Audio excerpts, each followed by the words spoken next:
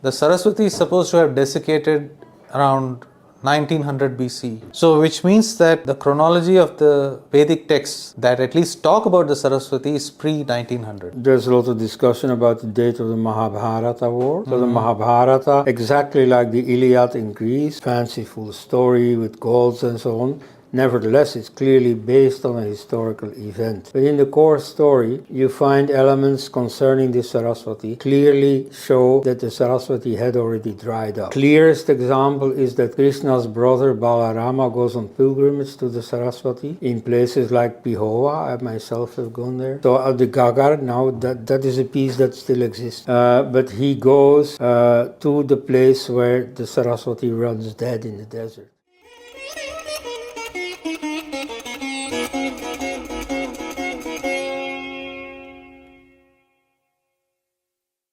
Since you talked about Veda and Harappan, I mean, we have to talk about Saraswati also.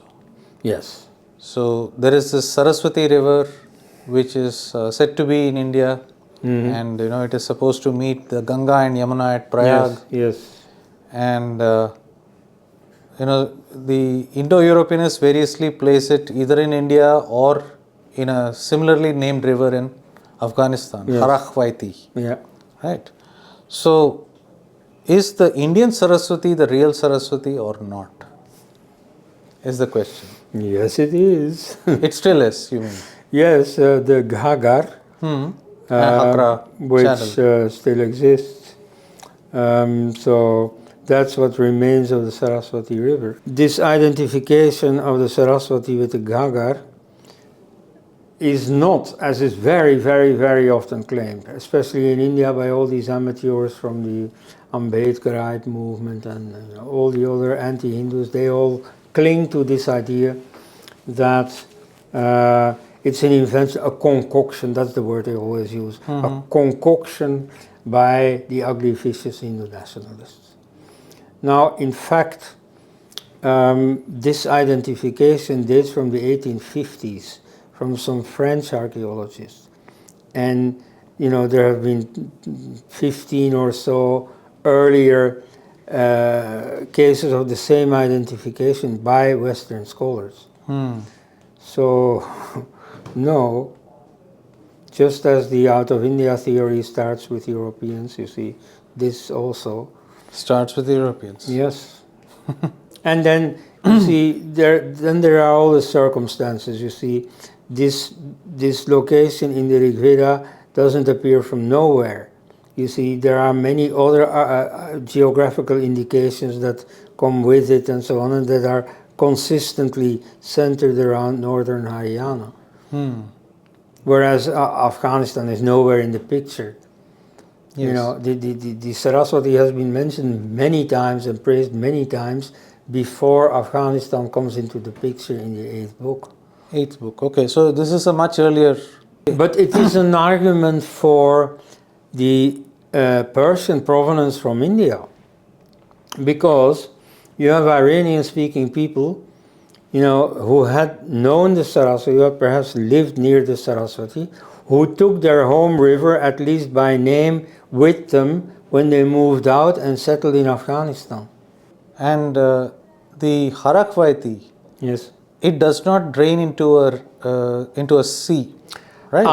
That is an important geographical however, the lake in which it does empty itself in eastern Iran is called Hamuni Helmand. Yes. So the river itself is now the Argandab, goes into the Helmand, and then the Helmand goes into this lake. Now, this Hamun is an Iranian evolute of Samudra. The S in the beginning becomes just like Sindhu becomes Hindu, just like Saraswati becomes Harahvati. It is the same word as that for sea. So yes, it empties in this lake. Why not? Yes, and the name for lake is Saras in Sanskrit. Yes. right? Selos in Greek. And therefore, you could say that just as Saraswati is well endowed with lakes, Yes. that's one of the meanings. This also goes into a lake. So in that sense, it makes a lot of, at least makes sense on the Hadn't thought surface of that, yes. for them to name this particular river Saraswati Yes. after Saraswati rather Yes. than some other name like Chenab or Yes. Sindhu or something Yes. else, Right. if they had carried the memory. Yes. The possible viewers from Croatia might be interested to know that, well, they themselves, of course, know that their country is called Hrvatska zemlja, so the land of the Croatians. I mean, or this word Hrvat is what we have turned into Croat, like the French word cravat, like what you are wearing, necktie, cravat. It is the shawl that the Croatian soldiers wore. The Hrvat people, who are they? You see, they are a Scythian tribe that got Slavicized, you see, by their neighbors, the Serbs, Croats and Serbs. That's why they speak the same language, Serbo-Croatian. Yes. Just as the Turkish Bulgars adopted the Slavic language from their Macedonian neighbors. Today, Bulgar nationalists say that Macedonian is a dialect of Bulgar. It's just the other way around. Okay, but so you see this Slavicization of quite a few Scythian tribes took place, and so one of them are these people from the Rgvedic River. So they came all. They are attested in Afghanistan as a tribute-paying tribe of the Achaemenid Empire. Okay. Yeah, So that is in historical times. Yes, absolutely. And so then, I mean, it's certainly 1,000 years or so that tribes keep on moving to the west. And so at some point they also join in the Hrvats and they go all the way from Afghanistan to Croatia. So, I mean, this reminds me of one of Witzel's reviews of Shrikant Talageri. Yes. Which was titled Westward Ho, the Incredible Wanderlust. Yes. But it was meant as a joke, but I think it turns out to be right. There is some kind of wanderlust taking people towards the west. Yeah, it was in fashion at the time, yes. Yeah. And similarly, we see mercenaries also moving west, as in the word Marianu. Yes. The occurrence of the word Marianu in the Middle Eastern cultures is said to be an evolute of Maria, which is an Indo-Iranian word. Yes.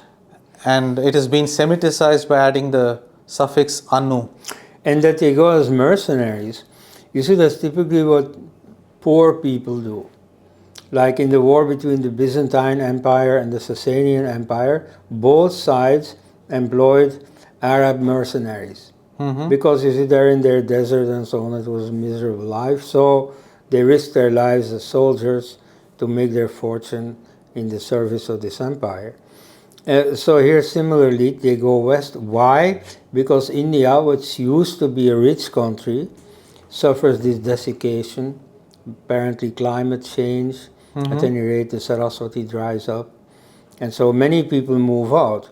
You have an enormous migration to the east, to Greater Magadha. Like the Buddha is an example of the resulting Vedic or Indo-Aryan presence in the east of India. And so similarly they go locally, like they found many new cities on smaller rivers. And so some of them go all the way west. Wherever there is a need for mercenaries, they go. And so ultimately, just like the Arabs who started as mercenaries ultimately set up their own empire, similarly here, these Marianus set up their own empire, which becomes Mitanni. Okay, so you say that the Mitanni could have originated from these Marianu. Yeah. Okay. And in fact, there is even a Latin name, Marius, which means manly. Okay. Does that also originate from this Maria for whatever reason? Well, it seems to have evolved into a synonym of chivalry or some equivalent of it. Well, no, I pride myself on not having forgotten my school Latin, but that word I didn't know. Okay. So Marius is later Latinized into Marianus, which is the name of one of the emperors of Rome. So anyway, getting back to the Saraswati. So the Saraswati is supposed to have desiccated around 1900 BC. Yes. Right?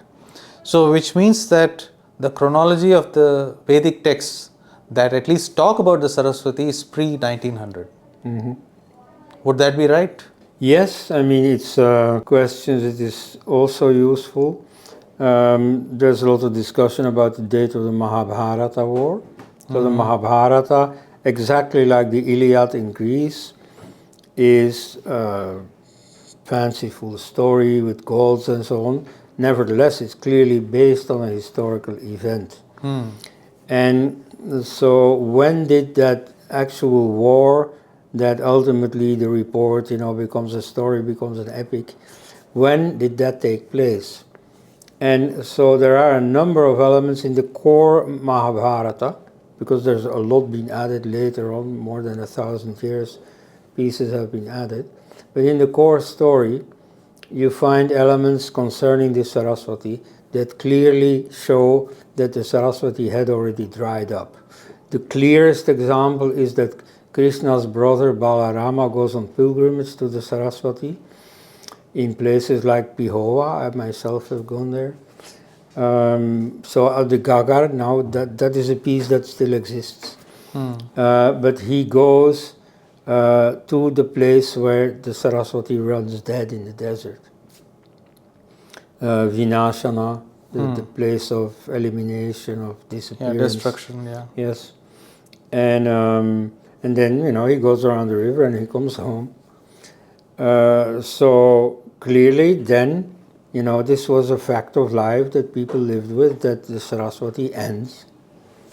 And so people who say, it was in 3100 something, which is the classical dating, they are already mistaken. People who speak of, what is now the older rage, saying this 5500 about BCE or even earlier, that's untenable. Completely untenable. Okay. But the other part is that at least the Mahabharata shows us a Saraswati in the process of, or having completed the process of desiccation, and whereas the Argandab or the Harakvaiti is not desiccated. No. Right? So but that lies in a completely different landscape. It not only lies in a different landscape, but for the same river with the same name, you can see an evolution in the literary corpus. Yes, exactly. You can see the evolution in the literary corpus. So you can see that does not apply to the Afghan river. Yes. Exactly. Yes. So that could not have been the Saraswati of the Vedas. Because Saraswati of the Vedas has to dry up. It's a precondition. Yeah, and actually there was a paper by, I think, Liviu Gyosan, who talked about the fluvial landscapes of the Harappan cities. It was a paper that was published more than 5 years ago, I think, and in which he shows that there is a shift in the cultivation patterns from water requiring crops to crops that require less water, like millets and pulses and things like that in that entire basin. Plus, of course, we have the evidence of archaeology, where you have a lot of cities clustering along the course of the Saraswati. Right. And it's only the later Harappans who move out of that basin and set up settlements elsewhere as it desiccates. Yes, the archaeologists, when they map out these cities, it's clearly that the biggest clustering is around the Saraswati. And so often, these remaining cities are standing there in the middle of nowhere, where the river has disappeared. Yes. But so there must have been a river there at some point. Yeah, but this also leads us to the hydronym issue. Yeah. So, how is it that the Ghaggar becomes is an evolute of Saraswati, or is it just a tributary of the Saraswati? Well, an evolute of Saraswati is another part, Saraswati. Okay. That's clearly Ghaggar. I don't think so. No. Okay, but for whatever reasons, it must have been a tributary at best to Saraswati. That's the next question we will have to research. Yes. So these are all open questions. Mm-hmm. And is there anything special about Michel Danino's identification of Saraswati? I mean, does that book conclusively prove that this is it? Well, the first thing that the book is important for is that it shows the modern historical career of the word Saraswati and its identification with the Ghaggar, or the course of which the Ghaggar forms a part. So it's he who shows that. He names also the French scholar who started it. And so then many, like Sven Hedin, and many well-known names, Orelstein. Anyway, a number of famous names come into it, along with a number of lesser lights. But so it's consistent. You see, this is something that Western scholars agree on. You can't accuse the ugly, vicious Hindu nationalists of that. Then otherwise, well, his booklet that you perhaps refer to is The Invasion That Never Was. Yes, the invasion. Yes, so his native language is French. The booklet was translated into French. And I was present in Louvain-la-Neuve, the French language wing of my own home university. And some award was given to Bernard Sergent, who is a very good Indologist and, describer of the Aryan invasion. He's an invasionist.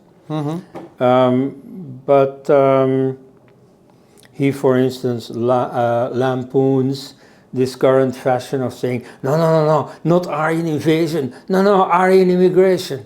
He says, what is this, Why do they speak Spanish in Argentina? Why do they speak English in the United States? Yes. It's conquest, And so, okay, so that's valid about him, but here this was less good. So he accepted this award, and so he gave a speech, and he mentioned having just read a review in a French paper of this newly published French translation of Danino's book. And so he was not convinced, but he hadn't read it. And he also said explicitly, I'm not going to read it, I know it's not true anyway. And you see, that's very representative of the attitude of Western scholars, of Aryan invasion believing scholars. They are not winning the debate against the out of India theory. There just is no debate. They do not even avoid it because they know they can't handle it, or because it's disgusting, or what, They just don't know about it. As I've noted among the backbenchers at many of these Indo-Europeanist conferences, many of the scholars don't know there exists an out of India theory. Okay, in spite of the fact that it's been all over the electronic media. And to the extent that they do know it exists, they have, of course, been warned that, watch out, these are the ugly vicious, and so on. Yes. But I think in 2000 or so, thereabouts, Edwin Bryant published an anthology where he brought together both camps. Yes. Right. I think that's the only book of its kind. And tellingly, a very prominent Indologist, the translator of this, the Rigveda, the youngest translation of the Rigveda, 2013 or 14, is by Jamieson and Brereton.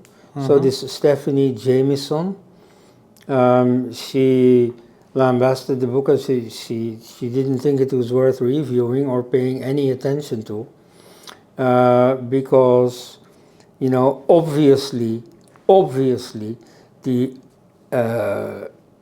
out of India theory can't be taken seriously. She compares it to creationism. Mm-hmm. Flat earthers. Biblical creationism, flat earthism, yes, that's it. So, you know, don't talk to these people, they're flat earthers. That's her position, and so that's the position of many. That's the situation we are up against.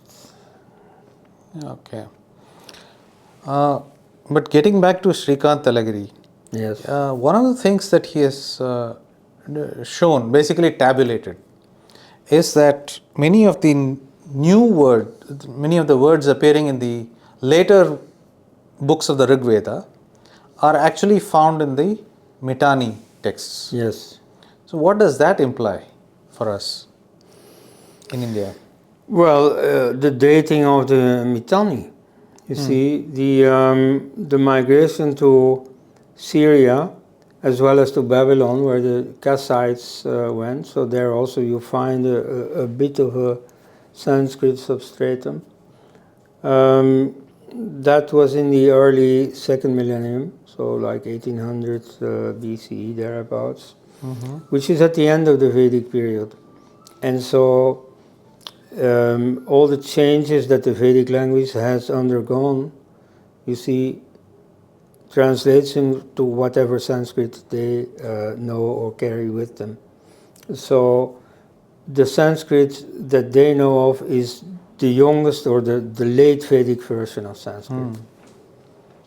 And he also says that there is this word mani, which means gem. And that appears in the later texts of the Rigveda, but not in the earlier ones. Right. And that is quite abundant in the Mitanni documents. Well, yes, of course, the chronology of the Mitanni, unlike what I just said, is well known from other sources. So the impact is not so much on their chronology, which is well known, which is not being changed here, on the contrary, but the consequences for the chronology of the Veda are important, because it shows that the very end of the Vedas is clearly before the Mitanni phase in Syria. And so, you see, whereas the others say it only starts in 1500 BCE, he says it ends like in 1800 BCE. Yes.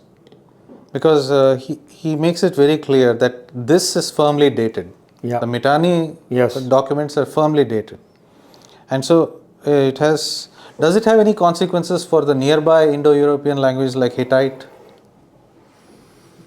I am not aware of that. At any rate, Hittite is a totally different story, because it splits off from Sanskrit, and Sanskrit is hardly formed when we have no attestation of Sanskrit yet. Correct. But there has been interaction between the Hittites and the Mitanni, because they were at war. So, do those texts give any clue about language? Famously, you see, they invoke as witnesses to the treaty 4 Vedic gods. Indra. Yeah, and the Nasatyas, which are the Ashwins, and Varuna. So, you know, that shows, that confirms what we all know, that the Mitanni people were Vedic Aryans. Or at least influenced by them. Or were descendants of Vedic Aryans, yes. Yes, because, this phenomenon is there in other Indian groups that have dispersed. For instance, in the West Indies, like those people aren't able to speak any Indian language, but they do retain names. Yes. Like there was a cricketer named Shiv Narayan. And of course, the spellings are really funny for Indians back in India, because they have retained the British spelling with its mispronunciation as well. So you get Shiv Narayan, the cricketer, and also you have Suraj Persod, Vidyadhar Naipaul, V.S. Naipaul. Yes. So, you can have those names, those Indic names, Yes. and but you are speaking English Yeah. in daily life. So that's probably what this Indo-Aryan elite or Yes, of Indo-Aryanized course. elite had. Yes, and it's not very special or so. I mean, in most families, children are given the name of their grandfather or so. So, Yes. old names get preserved many generations. Yes, indeed. So, I mean, at the very least,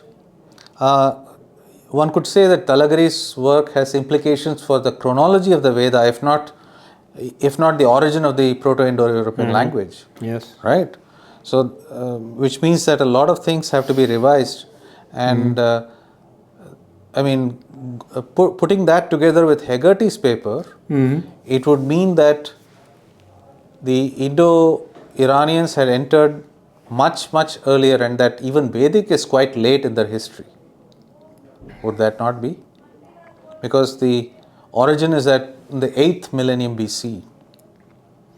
Yes, yeah, compared to that, the Vedas are relatively late, yes. Relatively late. Because with Proto-Indo-European shifting like 4,000 years, it doesn't mean that the Vedas also shift. I mean, there are independent reasons for dating it to like 3,000. Exactly. BCE. So, Yes. so there is a huge lacuna. If that Hegarty paper is right, Yes. there is a huge lacuna that we are still unaware of. Well, we know that the Greek ambassador Megasthenes, he reports a tradition that he found in India, that Manu, the ancestor, which he calls, I think, Dionysus, that he lived in 6,776 BCE. That's not how he calls it, of course. He lived before Christ. He was no Christian. But I mean, that's the equivalent. And in that case, what could have happened, and here we get another hybrid, what then could have happened is that effectively the Indo-Europeans came in through Iran into India, and then you get Manu. One of them, you see, starts the city of Ayodhya, starts the solar dynasty, and so on. And so the whole Aryan history starts as far as India is concerned, and maybe more, because maybe they came from there. But then the whole out of India story is still true, is still valid. And so from India, then still people leave for Greece, leave for Iran, and so on. So that's one possible scenario. Here it's getting heady and interesting. But so, no final word. So if any young people are watching and wondering what they're going to do with their lives, be the one who has the last word on this. Yeah, that's a great thing. And talking of kings and kingless, there is also an account in, I think, Diodorus Siculus, Yes. Which says that the Assyrian king Semiramis tried to attack India. Yes. So, I mean, how true is that? Is that that is certainly a possibility, but yes, I don't know. Of course, and I mean, India was a great prize. Back then already, India had the reputation of being very wealthy, but and of having the most beautiful women. But it's like hard to do from Assyria with an army as far as India. Of course, it's only like 2 centuries before the Achaemenid Empire gets created, which also has a very sweeping conquest from like Afghanistan to ultimately to Egypt. So it's not impossible. I don't know of any hard evidence for it. Yeah. Because I think as far as timelines go, that sort of fits in with the advent of the Iron Age in India, if I'm not wrong. So, I mean, that could offer some interesting insights if we can find corresponding archaeology or whatever? Well, I don't know about iron. So iron was discovered starting to be wrought, to be worked in about 2200 in South India. Now it takes some time before it reaches North India, but at any rate, still much earlier than has so far always been said. Okay.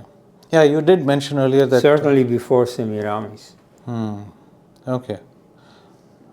And in this context, there is the actual dark age in India that Dr. B.B. Lal talked about. That is between the decline of the Harappan cities and to the time of the Buddha. Yes. I mean, that dark age is not known, from text or whatever. Do you think there's a possibility that this will be... Yeah, that's the next thing.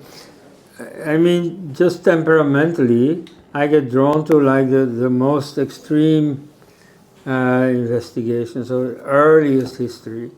And so this dark age comes later. I've paid little attention to that. Okay. But it is, of course, transposition of the Greek Dark Age, where in history we do have a period of no writing. Originally, the Mycenaeans had a script in which they reported on like events like the Trojan War, which later gets turned into an epic. But so they lose that in probably the Bronze Age collapse, as they call it, and then they start writing again, borrowing the alphabet from the Phoenicians. So there is a period where they lose their literacy. And so you see, this may have been the case in India. What you do see is you apparently have literacy in the Harappan period, though we haven't so far read these texts. And there are no long inscriptions either. Right. Yeah, that's why some say it's not even a script. But still, this went out of use, and then you get the Brahmi script and then all the later ones. So some people argue, I think that is Yajna Devam's case, that clearly the Brahmin script is an evolute of the Harappan script. So might be, but at any rate, you do notice, you don't find anything. Suddenly, like 300 BC, you get a enormous growth of writing. You have the Buddhist canon, for example. So that again, you see, seems to support this impression of a dark age followed by new writing, which is therefore also related to not necessarily a migration of human beings, but certainly a migration of ideas. So it's a foreign script that then generates the Brahmi script. Yes. And which, chronologically fits with the Persian Empire's annexing a little bit of India. So they use, interestingly, after they conquer Babylon, they take the language from there and use that as the language of administration of their whole empire. Apparently they had this idea of superiority of Babylon, and that therefore this was the natural capital, the natural source of our culture, and that therefore they just took the language. So that was Aramaic, and therefore you have several theories that Brahmi stems from Aramaic. And is that what you're up against if you want to argue? No, it comes from the Saraswati script. Yes, and I may add that at the National Museum here in Delhi, there is actually a panel where people have delineated how each one of those Indus symbols actually evolves into one of the current Devanagari and even southern letters. So, I mean, but much more research has to be done on that front, right? Yeah, but that won't tell us about the origin and dispersal of Indo-European languages much. It will only tell us about the evolution of the Brahmi script. So, as we come to the conclusion, so we see that in India the situation is that there is a lot of research to be done, primary research, excavating and reading new inscriptions probably, if we can find them, and also, finding out what the implications are of Shrikant Talageri's work on the chronology of the Rig Veda, if not on Indo-European origins. So, if the Vedic language is much anterior to what is normally proposed, then does it have any consequences for the other branches of Indo-Europe? Well, the others certainly don't seem to think so. Because, anything that we are discussing here is completely ignored by Western scholars. So they can certainly go on living as they are. It is simply as scholars that they ought to be interested. You see, whatever is the case here with the origin of Sanskrit and so on may not have consequences, but it's an important scholarly question. You see, for 200 years we've been looking for the homeland. Now finally we ought to find it, regardless of whether it has consequences. Exactly. So probably, as far as I can see right now, it has no consequences anymore in Europe, as it did have in the 20th century. But in India, of course, it's going to have a lot of consequences. Yes, it is still consequential. That much we can say. And so the Hindu nationalist government, which this time I will not call ugly vicious, that has been in power, first 6 years under Vajpayee, and now more than 10 years under Narendra Modi. And it has taken no position regarding this. It has simply continued what it found, from the previous Congress government. Like, for example, BJP for foreigners is the ruling party right now, in origin a Hindu nationalist party. So it has not made any difference. Like, for example, BJP people still use the word Adivasi, the Christian propaganda term, which meant to bring home the Aryan invasion scenario with the understanding that the tribals are aboriginals and all the rest are not. Yes. So we have Modi very recently lauding Tamil as the oldest language in the world. Now, where does that idea come from? From the old theory that first you have Harappa, which was Tamil speaking, and then the Aryans come in, and then you get the Vedas. So you see, Tamil must be older than Vedic Sanskrit. And so that is still being repeated innocently, I guess, by this Hindu nationalist prime minister. I know somewhat of the inside of this research, of the few conferences that have taken place and so on. I can assure you there is not one penny ever given by the government, not any interest shown in funding research into this topic. Yes. The only element of interest that I could think of is that they've given an award without any ceremony or so, but they have given the Padma Shri, I think, to Kazanas, to Nicholas Kazanas. Nicholas Kazanas, sorry, the Greek professor who has changed sides from the Aryan invasion theory to actually finding evidence for the out of India theory. So, that being the case, now we come back a little bit to genetics.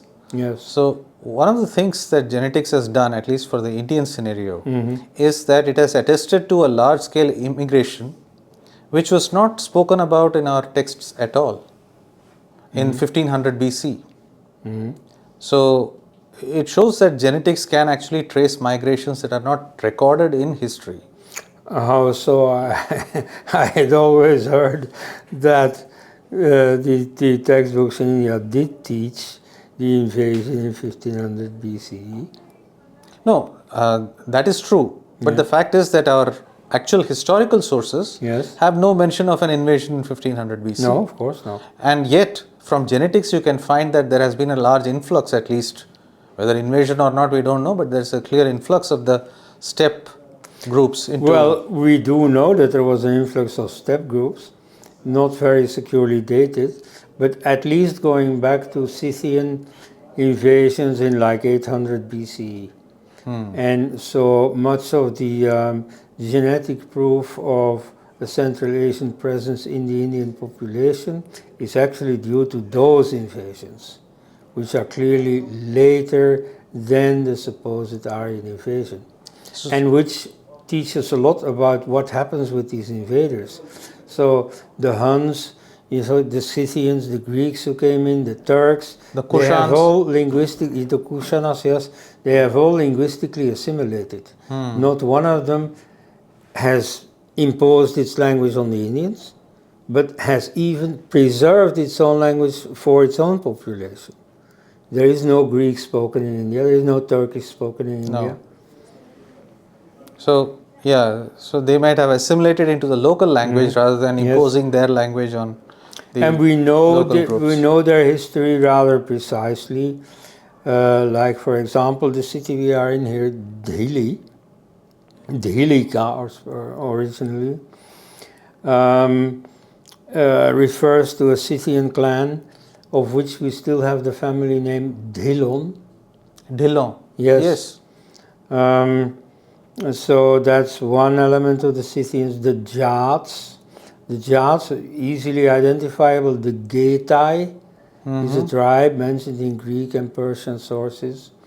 One of them, the Massa Getai, under Queen Tomiris, actually killed the founder of the Persian Empire, Quiros. Cyrus.